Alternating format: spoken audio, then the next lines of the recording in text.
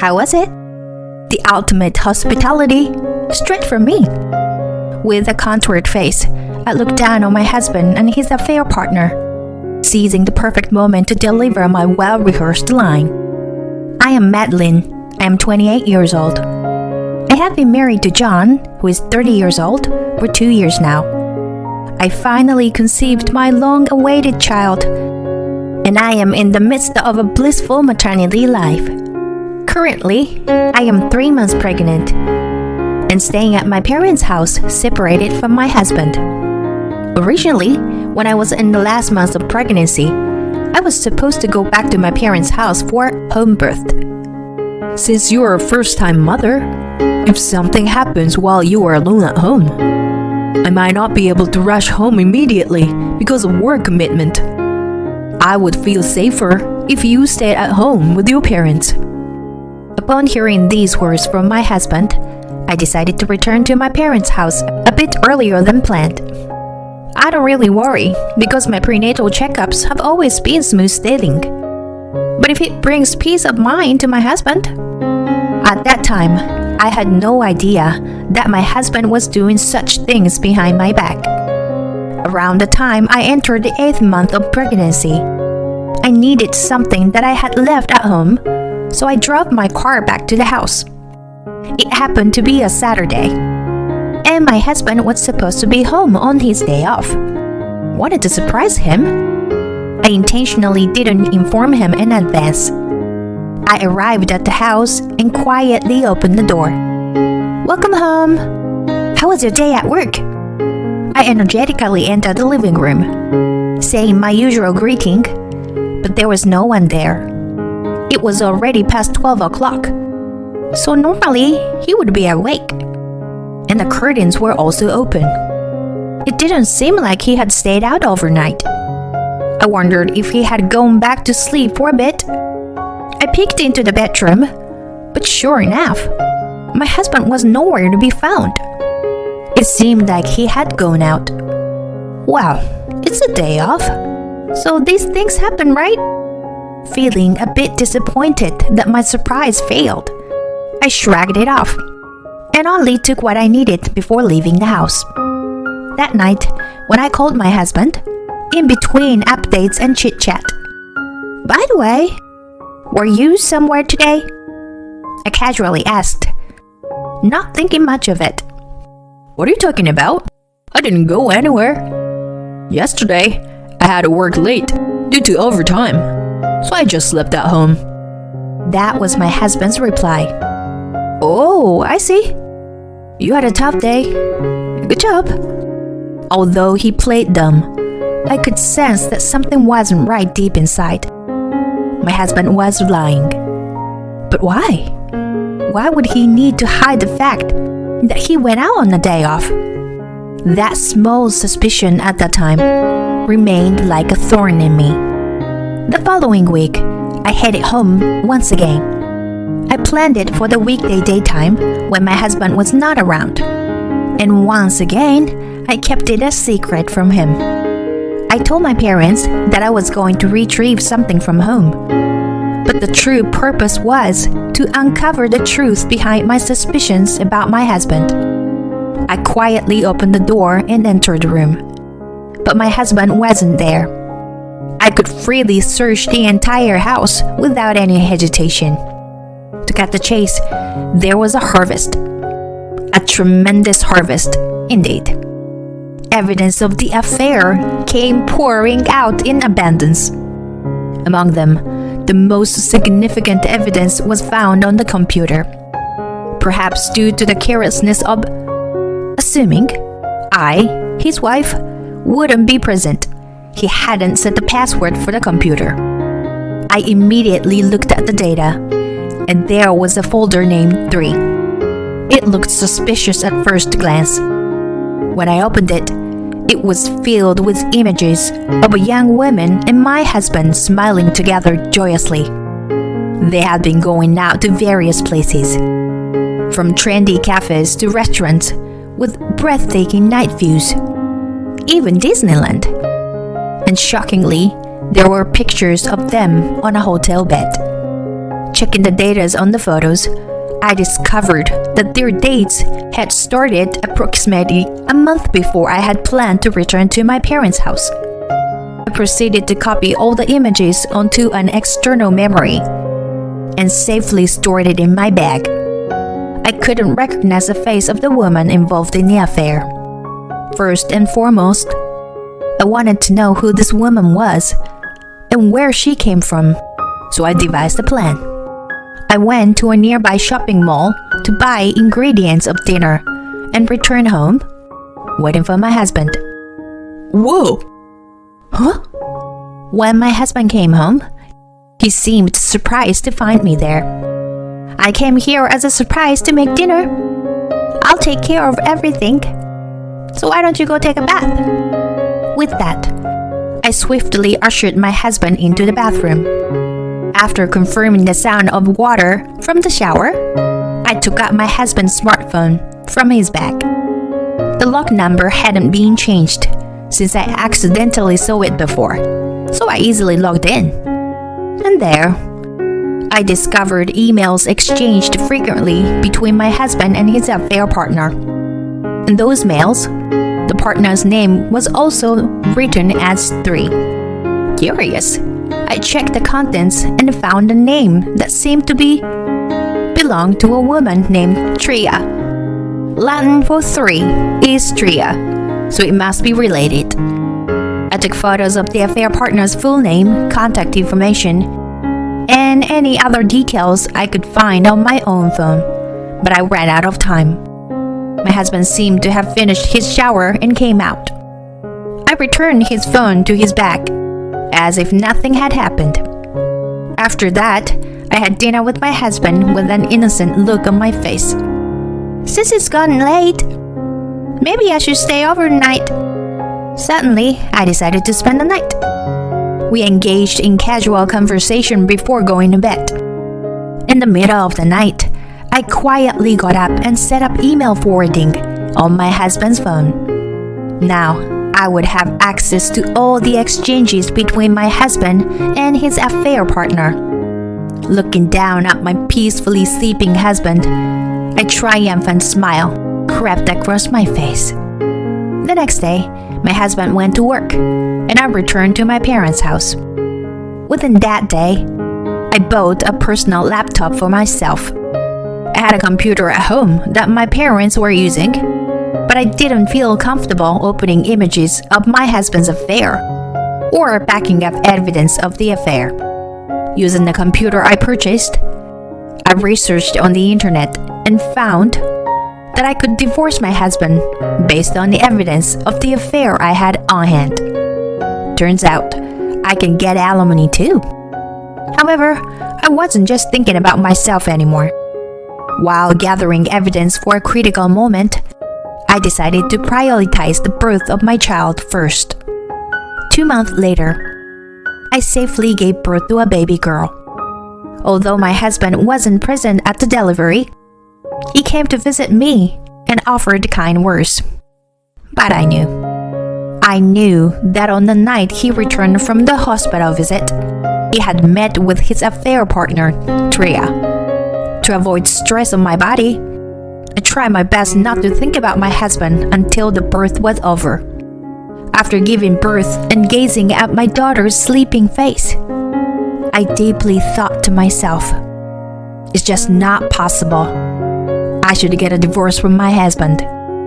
It's absolutely unforgivable that someone could have such a precious and adorable child and still have no intention of stopping their infidelity. However, just separating from my husband wouldn't satisfy me. I want to make him feel the consequences of his actions.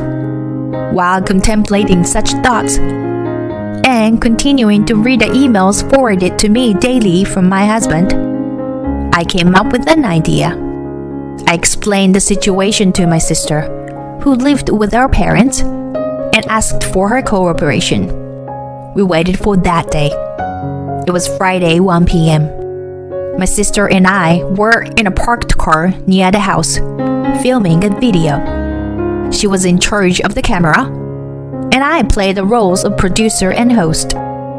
Finally, it's time to execute the plan. Let's go to John's place. I hope he'll be happy. Facing my sister's camera, I spoke cheerfully. We paused the filming and moved to the front of the house. Carefully, we quietly unlocked the door to avoid making any noise. We resumed recording the video and silently tiptoed through the hallway until we reached the bedroom. As I listened attentively, I could hear the voices of my husband and his affair partner talking. When I saw my wife the other day, she had gained weight and completely turned into an old lady.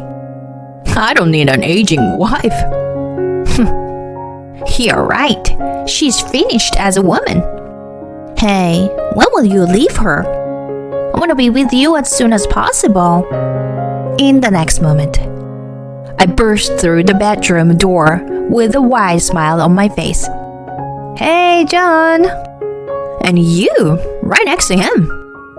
Welcome to the surprise party. Wait, Madeline? Yes, I'm Madeline. And the aging wife. Today, we've come to celebrate your birthday, John. I cheerfully made the declaration and looked towards the bed, but I was taken aback. My husband was lying on his back, completely naked, with handcuffs on both wrists.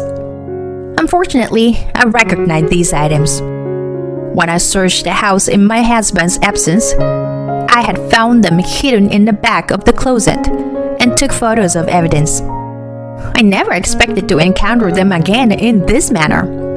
For some reason, the strange situation had me all worked up. Oh, it seems the costume party is already in full swing. I feel underdressed. I didn't bring enough enthusiasm. I playfully joked and made noise with the party cracker in my hand, facing my sister's camera. Happy birthday! My husband, taken aback, muttered quietly. My birthday is next month, though. Oh, right. I got so caught up in planning the surprise celebration that I completely forgot. Seeing me in a super high-spirited state, my husband was at a loss for words. I couldn't let him think that this was the end of it. With my next move in mind, I took out a container from the cooler bag. I've also prepared a celebratory dish for you. It's something a little out of the ordinary. A luxurious delicacy. Give it a try. I opened the lid of the container and showed it to my husband. What is this? My husband screamed and stumbled back, hitting his head against the wall. What is it? It's pizza. Pizza? Where? I mean, it's insect pizza. What I showed to my husband was a homemade insect pizza with crickets, mealworms, and beetle larvae placed on top of the pizza dough. Do you know about entomophagy? The consumption of insects as food. In fact, insects are being recognized worldwide as the food of the future that can help solve environmental issues and food crisis. However, my husband absolutely hates insects. He has an ingrained aversion to even looking at or touching them. Of course, I am well aware of this. Don't worry. The ingredients were purchased from a manufacturer online, and they are meant for consumption. Besides, John and Tria, if you were the only two left after humanity's demise, you wouldn't survive unless you could eat insects, right? You would become like Adam and Eve, wouldn't you? Huh? Why would you say that? The affair partner seemed speechless, perhaps because I called her name. I also won't expect that I was speechless when I read your emails. No matter how much I, the wife, am in the way.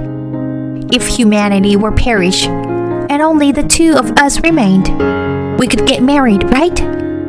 I feel the same way. It would be nice to be like Adam and Eve. I can't believe they said such embarrassing things without hesitation. Come on, John. Eat it. Just eat it. I won't take no for answer. I approached my husband with a big pizza in hand. Look, even the queen over there. Stop daydreaming and remove the handcuffs. In this situation, there's no way to escape from the affair. Besides, my husband probably already knows that behind my playful demeanor, I'm actually furious. Eventually, my husband seemed to give in. With trembling hands, he picked up the pizza and shoved it into his mouth.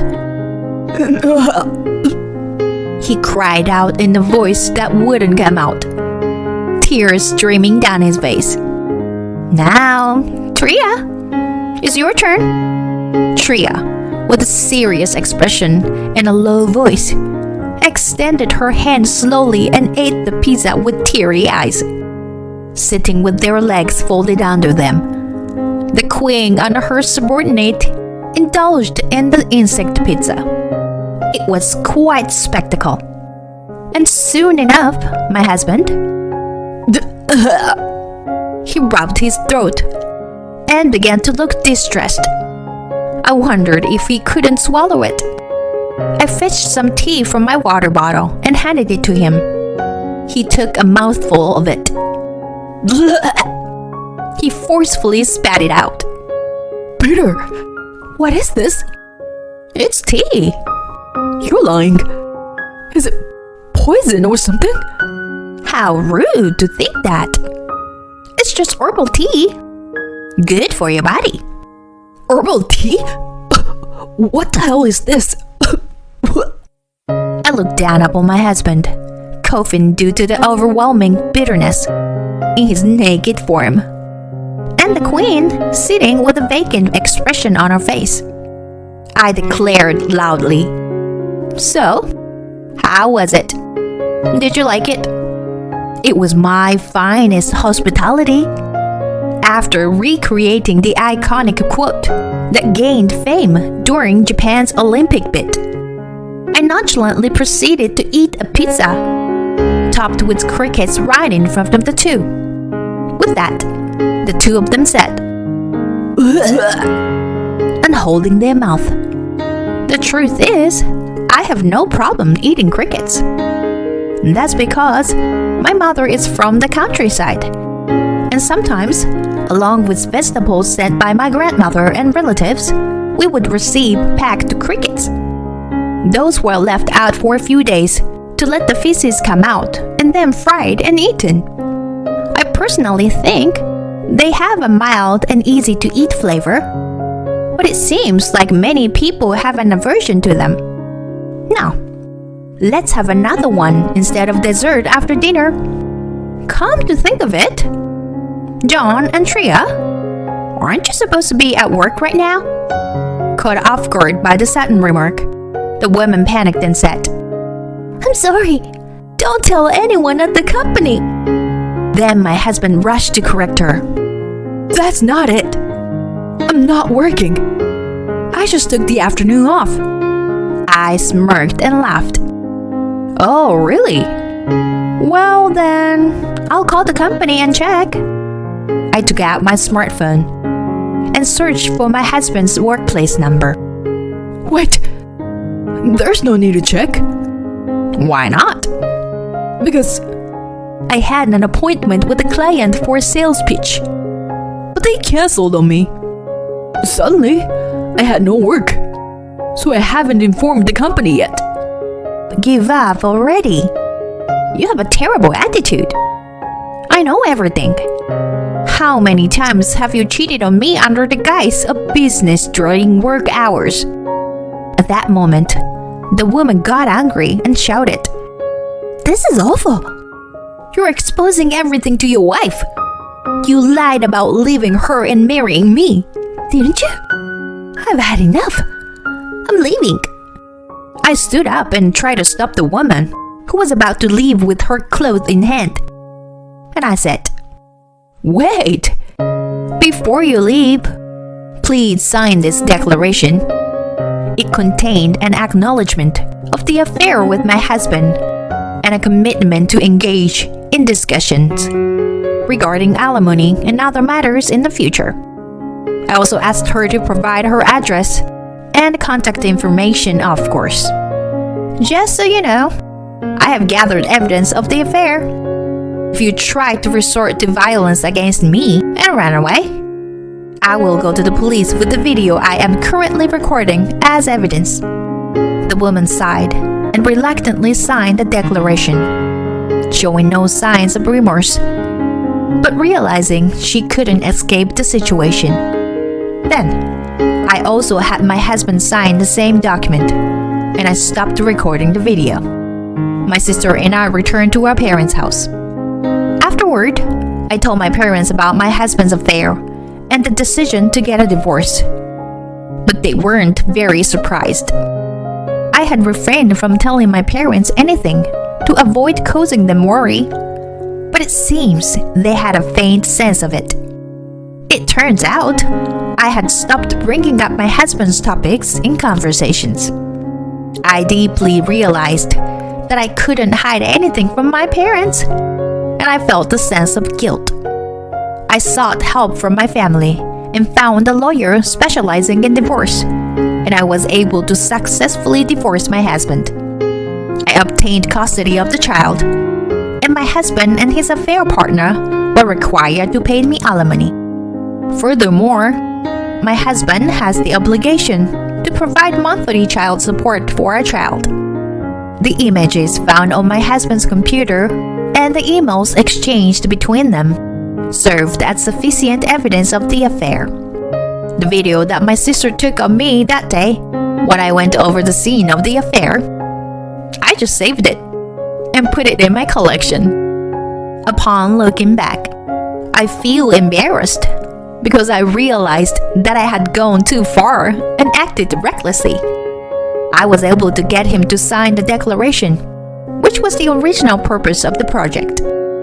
Seeing the two pitiful faces was a bit refreshing, so I guess we can call the result a blessing in disguise. It has been 6 months since then. After divorcing my husband, I had been living with my daughter at my parents' house. Until my daughter turns 1 year old, I am focusing on childcare. But gradually, I plan to enroll her in daycare and eventually return to work. While I lead a peaceful life, my ex-husband and his affair partner seems to be facing various difficulty. My husband and I got married while working at the same company, as there is still a colleague of mine at my husband's work who has returned to work after maternity leave. I was informed by the colleague that my ex-husband, instead of going to a client's place as he claimed, was actually going on a date with his affair partner. The affair was discovered by the company, and he received a salary reduction as a disciplinary action. Word got out that the reason for the divorce was my ex-husband's infidelity, and that the other woman was Tria, a junior colleague at work. Tria lost her standing at work and decided to resign from the company. As for my ex-husband, Now that we're finally divorced, let's be together. it seems that John proposed to Tria, but she firmly rejected him. When Tria saw John acting flustered in front of me, she apparently lost interest in him instantly. I thought bullying you, John, was my privilege alone. I heard that he was rejected for reasons I couldn't understand. My ex-husband, left all alone, turns to his parents for help. But even they practically disowned him upon learning about his actions. I've heard that they have no intention of providing any assistance. With child support payments to make and unable to quit his job, he can't rely on financial support from his parents either. He lacks the energy to pursue a job change. I heard that he plans to rent a cheap place in an accident-prone building and move there soon, leasing a rental car. Back when we were searching for a place to live together before getting married, I made a joke. Accident-prone properties have low rent. Why not go check them out as a trial? When I said that, my ex-husband got semi-irritated. Huh? What are you saying? Absolutely not. He used to say that, but he has changed quite a bit. Or rather, it's more like choosing the lesser of two evils, isn't it? As for myself, the only things that have changed since then are that I have come to dislike the number 3. Amidst the busy life of single-handedly raising a child, I managed to regain my pre-pregnancy figure. Although my ex-husband called me an old lady, I strive to become a beautiful middle-aged woman.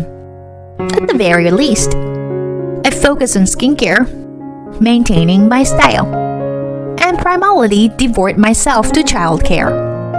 Being a first-time parent comes with many uncertainties, and there are days when things don't go well and I feel down. However, my daughter's growth is an irreplaceable reward and a source of motivation. Lately, she has become more expressive, and watching her crawl and try to stand, it is as if she is a wind-up doll, moving around with such cuteness that I can't resist. Now, I have plans to meet up with a local friend today. Although she doesn't have children of her own, she suspects her husband of infidelity and wants someone to talk to. If my experiences can be of any help, I'm willing to share and offer assistance. All those cheaters out there in the world, they should suffer the consequences and learn their lesson.